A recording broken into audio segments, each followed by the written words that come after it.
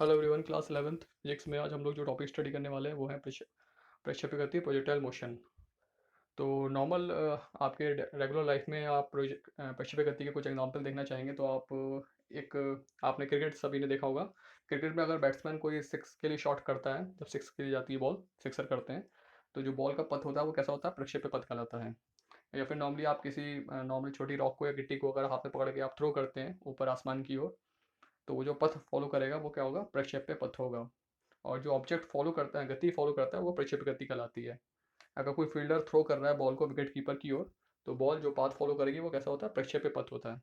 एक डायग्राम आप देख सकते हैं, जैसे यहाँ पे एक लाइन दी गई है, ये जो फॉलो किया गया है ये प्रक्षेप्य पथ है।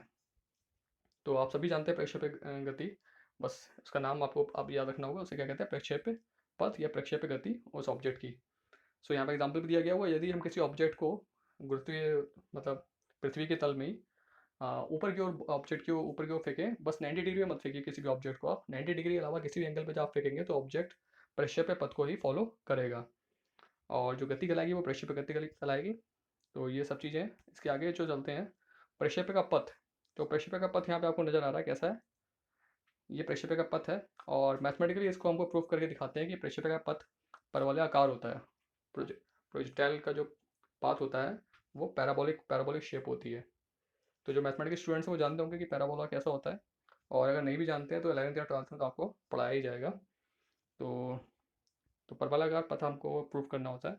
तो इसके लिए यहाँ पे कोई ऑब्जेक्ट होता है, उसको हम किसी इनिशियल वेलोसिटी यू से और 90 डिग्री के अलावा किसी भी एंगल पे आप फेंकें। मान लीजिए यहाँ पे जो एंगल है थीटा लिया गया है, देखिए डायग्राम में नजर आ होगा थीटा एंगल। तो थीटा एंगल पे हमने ऑब्जेक्ट को थ्रो किया है, तो इसके दो कंपोनेंट आप ब्रेक करेंगे पहले। एक vertical component U Y is equal to U sine theta, and एक horizontal component U X is equal to U cos theta. तो इनिशियल में आप दो घटक तोड़ते हैं, उसके बाद हम मान लेते हैं कि वो ऑब्जेक्ट जो है किसी पॉइंट पी पर पहुंच जाता है, जहाँ पे उसकी जो क्षैतिज दूरी है वो एक्स है, और जो ऊर्ध्वाधर दूरी है वो वाई है। और इसमें हम यहाँ पर एक चीज़ और करेंगे कि एक चीज़ आपको ध्यान रखनी होगी, जब कोई ऑब्जेक्ट क्षैतिज गति कर रहा है तो उस पर कोई त्वरण नहीं है, उसका जो त्वरण है वो जीरो है।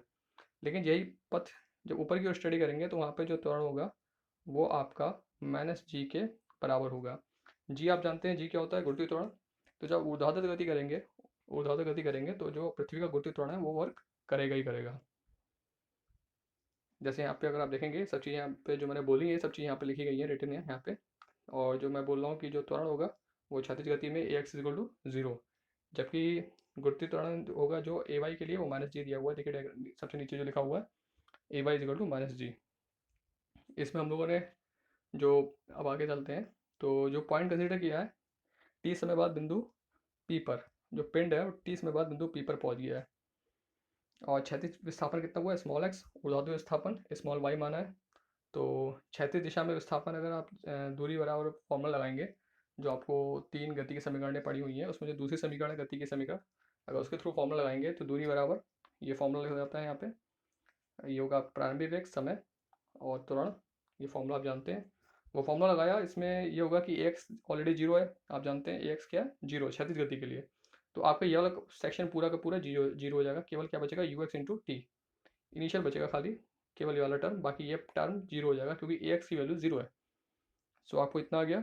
अब एक्स को आपने लिख लिया you cos theta into T, because you x की वैल्यू कितनी है? यू कॉस थीटा, क्योंकि ये क्षैतिज घटक है वेग का।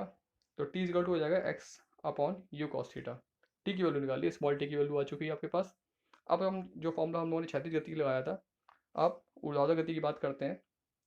तो ऊर्ध्वाधर गति में भी वही फॉर्मूला लगाएंगे। देखिए यहाँ पे एक फॉर्मूला ये लगा हुआ है उसके लिए, क्षैतिज गति के लिए। ऊर्ध्वाधर गति के लिए भी वही फॉर्मूला लगाया गया है। तो जब ये फॉर्म लगाएंगे इस बार ए वाई आप जानते हैं क्या होगा? माइनस जी। तो जब माइनस जी लगाएंगे यहाँ पे माइनस साइन आ गया, देखिए। और ऊर्ध्वाधर गति का जो घटक है वो है यू साइन थीटा, पुट कर दिया, आपके सामने एक्सप्रेशन ये आया। अब जो टी की वैल्यू हमने निकाली थी, टी की वैल्यू समीकरण एक से समीकरण दो में हम रख देते हैं।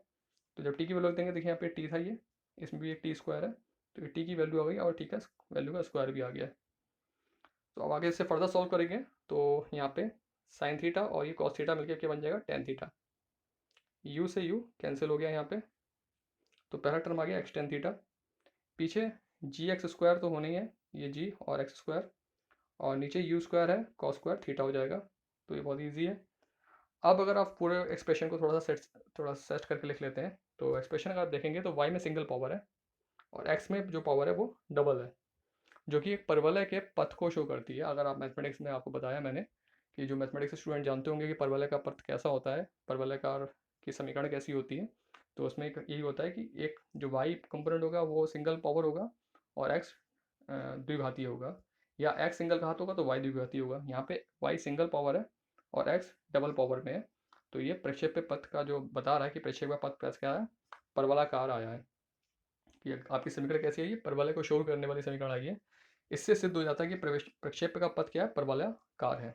देखिए यहाँ पे आखिरी में लिखा हुआ भी है कि जो परवलय होते हैं उनकी इक्वेशन किस फॉर्म में आती है, नॉर्मली इस फॉर्म में होती है, y equal to b x minus c x square की फॉर्म में आई है, जो एक परवलय का पथ बताती है।